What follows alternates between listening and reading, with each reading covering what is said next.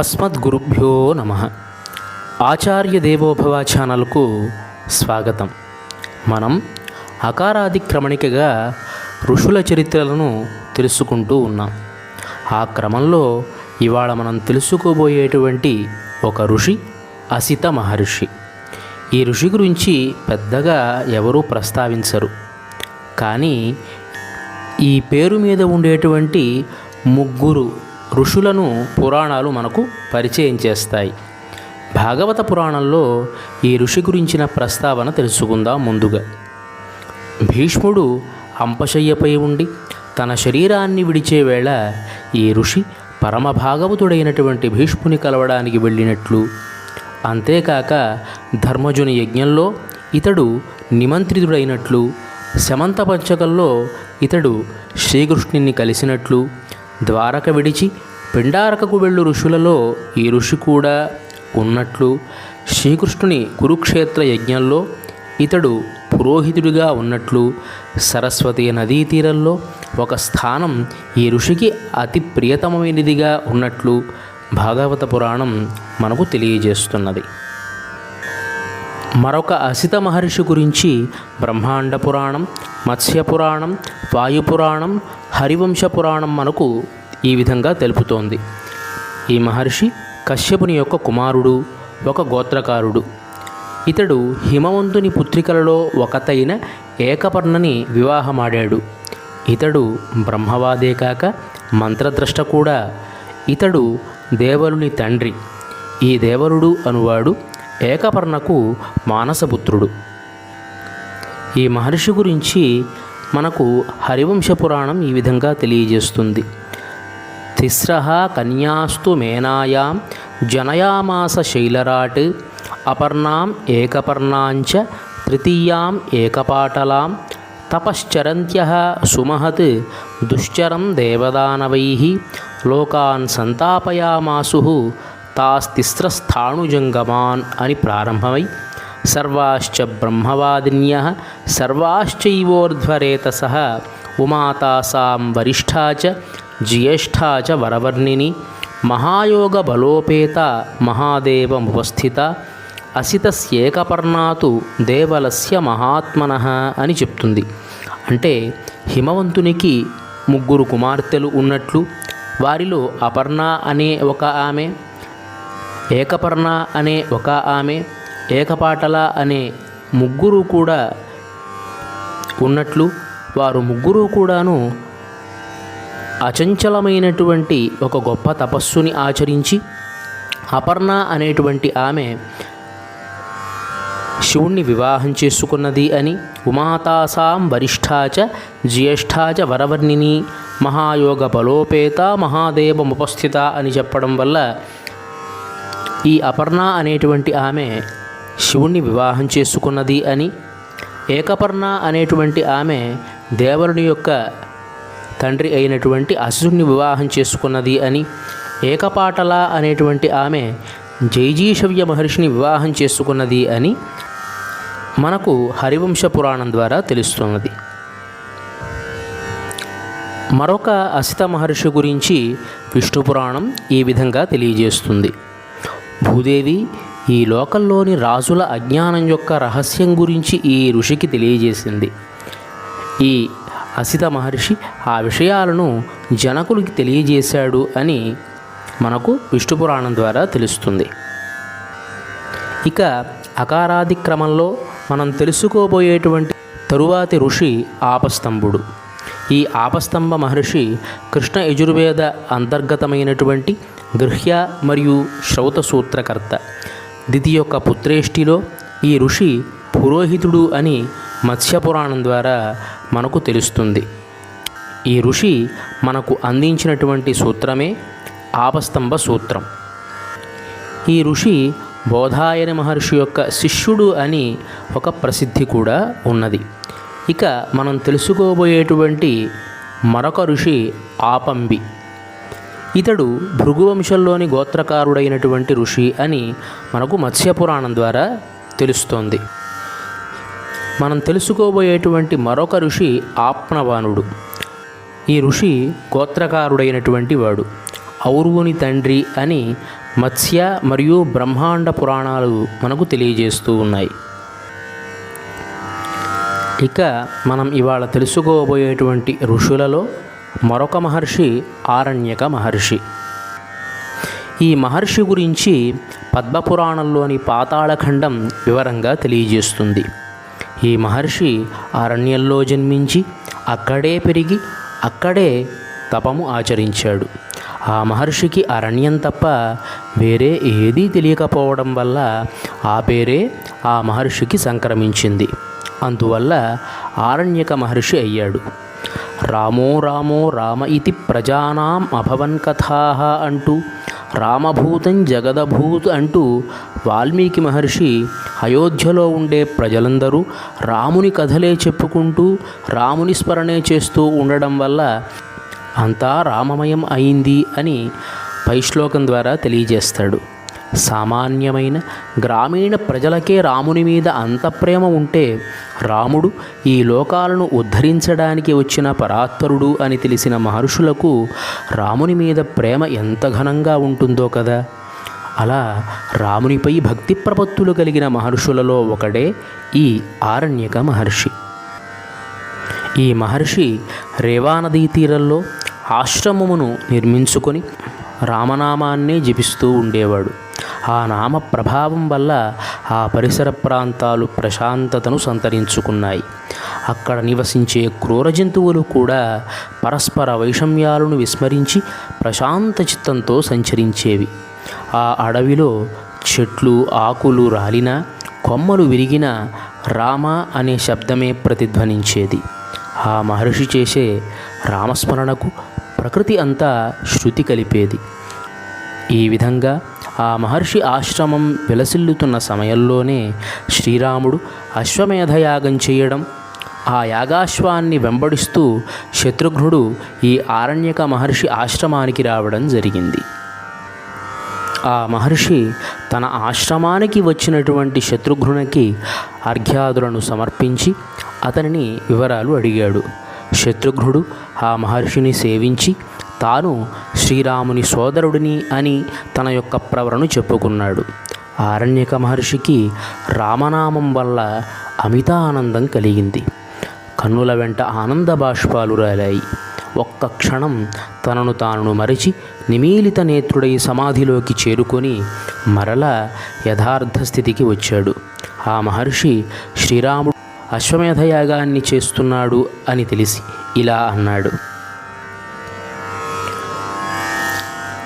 అల్పపుణ్యప్రదంబులైనట్టి యాగములును యోగంబులును వ్రతంబులును సరియే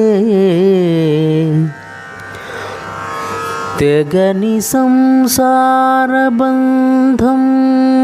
త్రెంచి వైచి క్షేమమున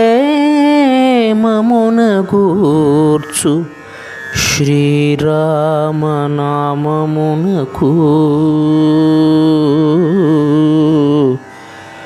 శ్రీరామనామమునకు. ఈ లోకంలో ఆచరించే యాగాలు కానీ, వ్రతాలు కానీ, యోగాలు కానీ సంసార బంధాలను పోగొట్టలేవు. కేవలం శ్రీరామనామమే మూలాలతో సహా ఆ సంసార బంధాలను పోగొడుతుంది. అంత గొప్పదైన శ్రీరాముని నామంతో ఇవి అన్నీ సరితూగగలవా అని అన్నాడు. అతని భక్తికి శత్రుఘ్నునికి ఆశ్చర్యం కలిగింది. ఆ మహర్షితో ఇలా అన్నాడు శత్రుఘ్నుడు: ఓ మహర్షి, నేను శ్రీరాముని సహోదరుడను. నాకు శ్రీరాముడంటే ఇష్టం. కానీ శ్రీరామనామం విన్నంత మాత్రమే మీలో కలిగిన ఆనందం నాకు కలగడం లేదు. దీనికి కారణం ఏమిటి అని ప్రశ్నించాడు. దానికి ఆ మహర్షి ఇలా చెప్పడం ప్రారంభించాడు: శత్రుఘ్న, నేను బాల్యం నుండి తత్వజ్ఞానం సముపార్జించడం కోసం ఎన్నో తీర్థాలు క్షేత్రాలు దర్శించాను. అక్కడ ఎందరో మహనీయులను కలిశాను, కానీ నాకు తృప్తి లభించలేదు. ఒక పుణ్యదినాన లోమశ మహర్షి నా అదృష్టవశాత్తు దేవలోకం నుండి రావడం గమనించి అతని పాదాలపై పడి నాకు తత్వజ్ఞానాన్ని ప్రసాదించి సులభమైన ఉపాయాన్ని నాకు అందించమని ప్రార్థించాను. దానికి పరమకృపాళువైన ఆ మహర్షి నాకు శ్రీరామనామమే సులభోపాయము అని, అదే అన్నింటినీ దాటించే సులభతరమైనటువంటి మార్గము అని తెలియజేశాడు. నేను శ్రీరాముని ధ్యానము ఎలా చేయాలి అని ప్రశ్నించినప్పుడు ఆ మహనీయుడు ఈ విధంగా తెలియజేశాడు. శ్రీరాముడు చాలా అందమైనవాడు. ఆయన సౌందర్యాన్ని వర్ణించడం ఎవరి వల్ల కాదు. అందానికి ఆవలిగట్టు ఒకటి ఉన్నది అంటే అది శ్రీరాముని సౌందర్యమే. నేను చూసిన శ్రీరాముని రూపాన్ని నీకు వివరిస్తాను. నేను అయోధ్యకు వెళ్ళినప్పుడు ఆ శ్రీరాముడు అయోధ్యలోని చిత్రమంటపంలో ఉన్న కల్పవృక్షం క్రింద ఉండే సుందరమైన సింహాసనంలో ఆసీనుడై ఉన్నాడు. పూర్ణిమ చంద్రుని వంటి ముఖారవిందంతో, నీలమేఘము వంటి మేనిఛాయతో, మణులతో ప్రకాశించే కిరీటాన్ని ధరించి ఉన్నాడు. అక్కడ వీచే పిల్లగాలులకు అతని ముంగురులు అతని ముఖముపై నర్తిస్తూ ఉన్నాయి. వైఢూర్యముల వంటి పళ్ళ వరుసతో, శంఖము వంటి కంఠంతో, ఉన్నతమైన భుజాలతో, శుభలక్షణయుక్తమైన నాసికతో, లక్ష్మీ చిహ్నమైన శ్రీవత్సము అనే పుట్టుమచ్చ కలిగిన విశాలమైన వక్షముతో, గంభీరమైన నాభి, గొప్ప ఉదరము, సింహపు నడుము, బలిష్టమైన ఊరువులు, శుభచిహ్నములు కల పాదారవిందాలతో అందమై రాసిపోసినట్లు నాకు కనిపించిన రూపాన్ని నీకు తెలియజేశాను. అలా శ్రీరాముని నీ మానస మందిరంలో నీవు కూడా ధ్యానించు అని నాకు ఉపదేశించాడు. నేను శ్రీరాముని గురించి ప్రశ్నించినప్పుడు నాకు ఆ శ్రీరాముని కథను సంగ్రహంగా వివరించాడు ఆ మహర్షి. అప్పటి నుండి శ్రీరాముని సుందరమైన రూపాన్ని మనసులో ధ్యానం చేస్తూ ఎప్పుడూ ఆ శ్రీరాముని అపై ప్రసరిస్తుందో కదా అని ఆర్తితో ఎదురు చూస్తూ ఉన్నాను అని తెలియజేశాడు. లోమశ మహర్షి ఆరణ్యక మహర్షికి రాముని కథను చెప్పే సందర్భంలో సీతాన్వేషణ, రామరావణ యుద్ధము, ఎవరితో ఎన్నెన్ని రోజులు ఏ ఏ తిథులలో ఏ ఏ నక్షత్రాలలో జరిగింది అనేది పురాణం చాలా వివరంగా తెలియజేయడం విశేషం. ఇక లోమశ మహర్షి ఈ విధంగా తెలియజేసి భవిష్యత్తులో శ్రీరాముడు అశ్వమేధ యాగాన్ని చేస్తాడు అని, ఆ యాగాశ్వం కోసం శ్రీరాముని సోదరుడవైన నీవు వస్తావు అని, నీతో అయోధ్యకు వచ్చి నేను ఇంతకాలం ఉన్న శ్రీరాముని సుందరమైన రూపాన్ని దర్శించి మోక్షాన్ని పొందుతాను అని కూడా తెలియజేశాడు. ఆ పుణ్యదినం నేడు సంభవించింది అని ఆనందాన్ని వ్యక్తపరిచాడు ఆరణ్యక మహర్షి.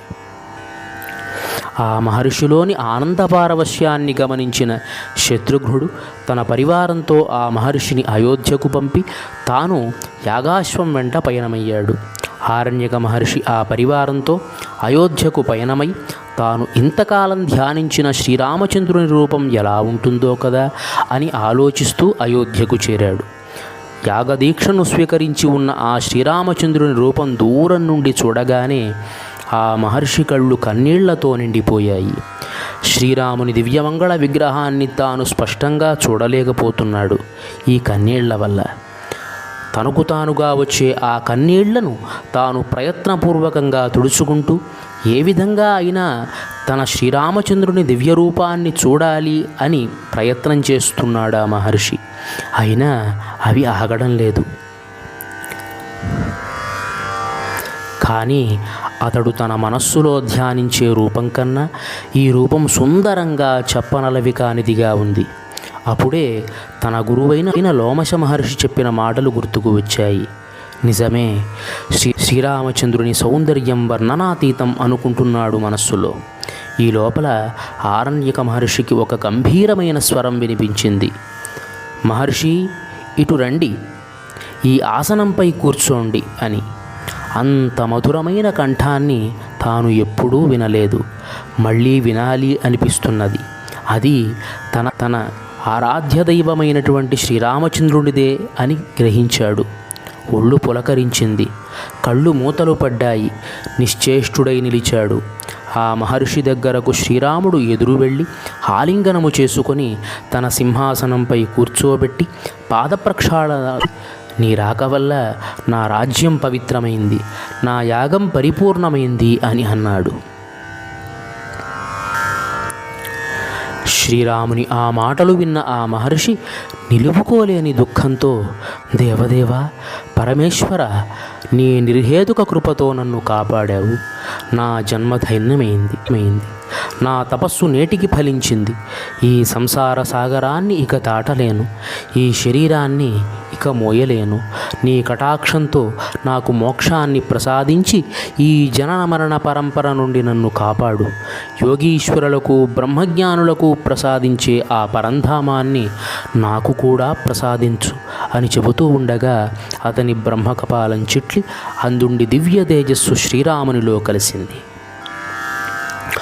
పరమభాగ్యశాలి ఆరణ్యక అని దేవతలందరూ పుష్పవృష్టి కురిపించారు.